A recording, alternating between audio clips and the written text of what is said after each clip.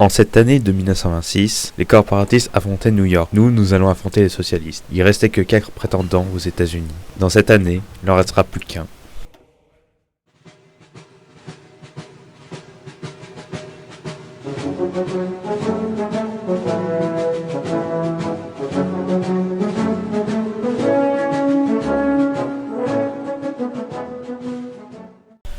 Pour la guerre contre les socialistes, le plan était simple. Il fallait récupérer la plus grande zone industrielle des États-Unis, autour de Chicago et de Détroit. Comme toujours, c'est la deuxième armée qui devra affronter les socialistes. Le 16 avril 1926, c'est le début des combats. Il faut vaincre la première révolution de la guerre civile. L'avancée fut assez rapide. L'ennemi ne s'attendait pas à notre attaque, et en à peine 11 jours, l'État socialiste fut coupé en deux, avec la prise de leur capitale, Chicago. Leurs unités ont été détruites dans des encerclements, ce qui a laissé la voie libre pour Détroit, la deuxième grande ville des socialistes. Le 14 mai, les socialistes se rendent. La guerre aura duré 1 mois. Et il est maintenant temps de se préparer à la dernière guerre. Combattre les corporatistes, toutes les armées se positionnaient à la frontière. Nous, la 85e division, nous avons pour objectif de prendre la côte. On pensait que les corporatistes allaient se battre sur 2 fronts, dont un avec New York. On prépare l'artillerie et l'aviation. Ce sera une des plus grandes batailles aériennes, car les corporatistes avaient de nombreux avions. Ce sera une bataille pour contrôler le ciel. Nos usines ont sorti un nouvel appareil, le CAS. C'est un avion qui va bombarder de près les unités au sol. Ce sera un avantage pour l'avancée. Les frontières avec les corporatistes étaient dégagées. Tous les groupes corporatistes étaient sur le front de New York. Mais le 4 juin 1926, New York tomba. Et donc l'espoir que les corporatistes se battent sur 2 fronts s'effondra. Malgré cette mauvaise nouvelle, nous étions prêts, malgré tout. On avait un autre avantage. Les groupes devaient se repositionner au plus vite et donc seront désorganisés. Il faut attaquer au plus vite. L'attente était grande dans nos groupes. Ce serait le dernier combat. L'affrontement final contre notre plus grand ennemi. C'était l'ennemi qui était responsable de tous nos maux depuis 1916. Pour MacArthur, ça faisait 10 ans qu'il attendait ce moment. Combattre l'ennemi. Cet ennemi qui a dispersé son armée, qui l'a fait rentrer en résistance, où il s'est battu pendant 6 ans dans les montagnes, et il a vu de loin l'état lamentable de l'Amérique était devenu à cause de Rockefeller et du corporatisme. Il était temps de venger Teddy Roosevelt, il était temps de venger l'Amérique, et il était temps de se venger tout court. Il commença un discours, le 7 juin, parlant de la dernière bataille, et de la fin de la guerre civile américaine, et surtout, du retour de la démocratie. Il appela à tous ses soldats, de ceux qui l'ont rejoint en 1916, ceux qui l'ont rejoint en 1922, et de ceux qui l'ont rejoint victoire après victoire, de détruire le corporatisme, car ce seront nous, les soldats, qui annoncera la fin du corporatisme. Puis, le 8 juin, à minuit, il donna le signal, qui est « Faites tomber la colère de Dieu », signal de la dernière guerre américaine. Elle commença par un déluge de feu et d'acier sur toutes les lignes corporatistes. Puis vient l'assaut de l'infanterie, des divisions motorisées et de l'aviation. Ce fut une guerre qui n'a jamais été vue en Amérique.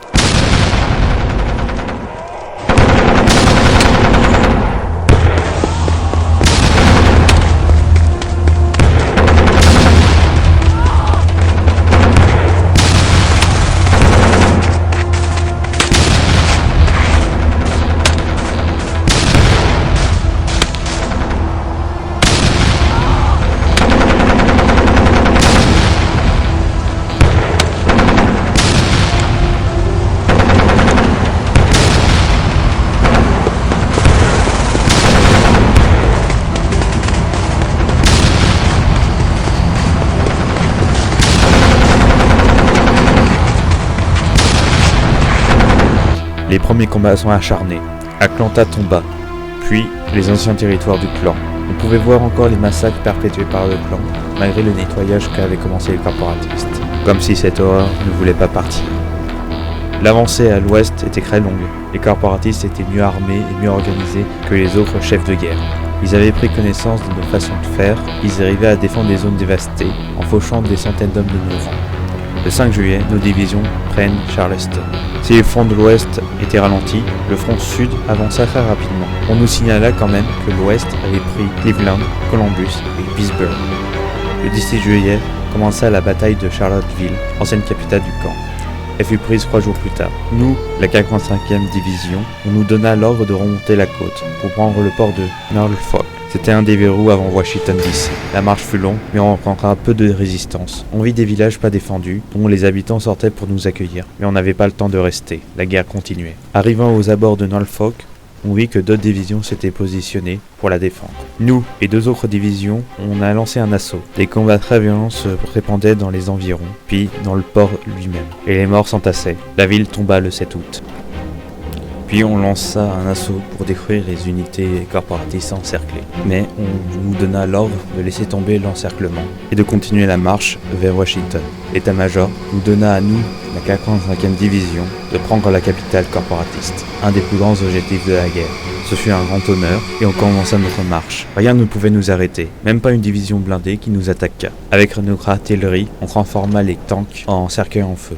Le 18 août, on arriva au port de Washington. On vit une division s'enfuir, prenant avec elle les derniers dirigeants corporatistes et des documents, et aussi le président corporatiste. On lança notre assaut le lendemain. Les seuls défenseurs étaient les miliciens et les guerres du président. Notre division se divisa en escouades dans toute la ville. La nôtre devait prendre la Maison Blanche. Les corporatistes l'avaient transformée en forteresse, avec des postes de mitrailleuses partout. Ce fut un véritable combat de tranchées. Mais grâce à notre artillerie, les postes de mitrailleuses ont été détruits et on a pu lancer l'assaut à l'intérieur. Pour décrire les derniers combats à l'intérieur, on pourrait mettre le mot boucherie, car on se battait au corps à corps. Dans les couloirs, on se battait à la baïonnette, à la pelle, au pistolet ou à la crosse. Les Browning Automatic Rifle nettoyaient les bureaux, les Thompson, les fortifications de fortune, le Trench Gun, les couloirs, et les grenades, les pièces. Après plusieurs heures, on arriva au toit, on fit tomber le drapeau corporatiste et hissant la bannière étoilée, annonçant la libération de la Maison Blanche. 2 heures plus tard, c'était le Capitole qui tomba. On annonça, le 20 août, la prise de Washington. C'était une grande victoire pour nous. Et 3 jours plus tard, la 45e prit Baltimore. La fin du corporatisme était proche, mais notre armée n'arrivait plus à avancer. MacArthur arrêta l'offensive. On avait étiré nos lignes, mais MacArthur vit une opportunité d'encercler une grosse partie des unités corporatistes. Il lança une opération pour fermer une poche. Cet assaut fut un massacre pour nous. Les défenses corporatistes étaient renforcées pendant ce temps. MacArthur réfléchit à l'après. Certains hommes lui proposaient de faire un régime que pour lui et diriger le pays, car pour certains, ils avaient plus foi en la démocratie. Mais MacArthur refusa. Il préféra créer une nouvelle démocratie que devenir un dictateur à vie. Il avait promis de restaurer la démocratie. C'est ce qu'il ferait. Il est juste président, le temps de reconstruire le pays, de bouter les corporatistes hors d'Amérique et restaurer l'économie et la politique. Le 9 septembre, après une lourde bataille, 11 divisions corporatistes furent encerclées près de Charleston. MacArthur ordonna la destruction de la poche, pas de pitié. Les divisions corporatistes connurent l'enfer et connurent une pluie d'obus, de bombes et de balles pendant des jours sans aucun temps de repos. Et le 16, il y a eu un nouveau encerclement de 6 divisions. Le même ordre a été donné. Le 13 octobre, les poches étaient réduites à néant. Plus de 200 000 corporatistes étaient morts, blessés, prisonniers de guerre ou disparus. En 4 mois, on avait atteint le total de morts de la guerre de sécession, alors qu'elle avait duré plusieurs années. Dans les différentes poches, le paysage a été changé à jamais. Les corps pourrissaient, ce qui allait donner à la plaine une odeur qui allait rester plusieurs années. L'apocalypse s'est abattu en quelques semaines et a sombré une région de la violence. Ce niveau de violence et de mort se rapprochait de la guerre en Europe. Nous qui avions évité la guerre, ce genre de guerre était revenu chez nous en retard. C'est à ce moment-là que les soldats ont pu maudire la guerre, car n'avait plus rien de patriotique, juste un énorme massacre. Les guerres civiles sont les pires guerres, car on se bat avec nos propres voisins. Un même homme qui avait la même nationalité et qui était sans doute notre voisin, notre frère, et qu'on tuait à la baïonnette. Maudit cette guerre. Le 18 octobre, MacArthur lança la dernière offensive. On devait traverser le fleuve, prendre Philadelphia. La défense était acharnée, mais on a fini par briser la défense et prendre la ville le 30 octobre. Avec cette offensive, 4 nouvelles divisions ennemies ont été encerclées. On appela de nouveau la 45e, ma division, pour prendre Newark et New York, la nouvelle capitale des corporatistes. Ça faisait que notre division allait prendre 2 fois une capitale corporatiste. Le 10 novembre, notre division prena Newark et New York le 12 novembre. Et l'État corporatiste capitula enfin. Enfin, c'était fini. Les corporatistes étaient vaincus. L'armée de libération était la dernière en place. La guerre civile américaine se terminait. Dans son bureau, MacArthur, le maréchal, rédigea une nouvelle loi pour l'après. Mais à un moment, son aide de camp arriva dans le bureau sans frapper, ce qui était rare. Il annonça à son chef la reddition des corporatistes. Et selon les témoignages, MacArthur, le militaire, qui restait toujours bien roi, ça fait ça. Il tenait sur ses épaules une lutte qui avait commencé il y a 10 ans dans les montagnes, à affronter les corporatistes et le régime de Rockefeller, et aussi avait affronté les différents chefs de guerre. C'était lui, le vainqueur de la guerre civile. Et enfin, le poids sur ses épaules s'envola. On disait même qu'il fit un rire nerveux. La fin était là. On était tous dans un mode « c'est tout, c'est fini ». On n'arrivait pas à y croire. On s'était battu pendant 6 ans, 4 ans, pour certains 10, et c'était fini. Après la dernière édition, on captura tous les chefs corporatistes, dont le président, mais aussi Rockefeller Jr., vice-président des États-Unis, sous le régime de Rockefeller. Il ne s'était jamais remis de la destruction des États-Unis, de la mort de son père. Il était proche d'un état végétatif, affiché le mur ou le portrait de son père. Les hommes le captura, sans résistance de sa part. On retrouvera dans les prisons corporatistes le chef du clan, de la loge, de New York et de la Nouvelle-Angleterre, et on les enferma de nouveau dans la prison de Phoenix, en attente d'un grand procès. Ce sera le procès de la guerre civile. MacArthur prépara le discours du retour de l'Union. Le 18 novembre 1926, il annonça le déplacement de la capitale à Washington. Un retour. Sur son chemin, il fut acclamé par la foule. Mais quand il arriva dans les régions corporatistes, la foule était moins grande, mais pas les destructions. Les nouvelles régions n'étaient pas encore bien pacifiées, et certaines personnes ne voyaient pas bien le nouveau gouvernement de MacArthur. Mais le reste de la population dans ces régions était plutôt passive, car elle en avait marre des 4 ans de guerre, et elle voulait juste un retour de la paix. Alors pourquoi pas MacArthur ?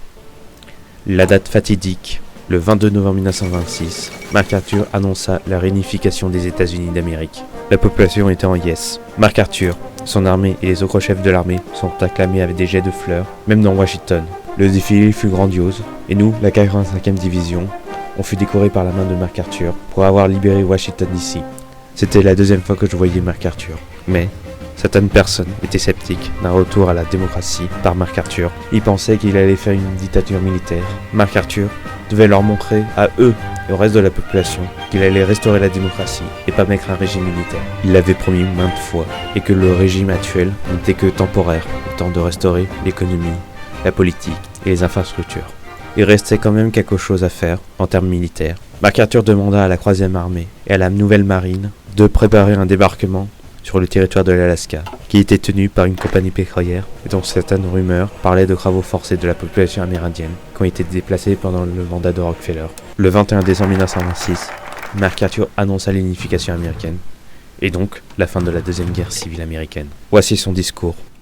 Nous l'avons fait. Après tout ce temps, l'Amérique est de nouveau réunie et libre. Les corporatistes, les bolcheviks et les autres radicaux qui ont essayé de déchirer notre nation de toutes parts ont été détruites par la gloire de Dieu. Maintenant, il est temps de manifester l'influence américaine, globalement et régionalement, de faire en sorte que la liberté soit répandue dans chaque coin du monde. La guerre est finie, et MacArthur va restaurer la liberté d'expression. Sa première mesure. Actuellement, nous comptons la destruction totale de la guerre, mais surtout le nombre de morts. Le grand procès des principaux chefs ennemis va bientôt commencer. L'année 1927 sera l'année de la reconstruction.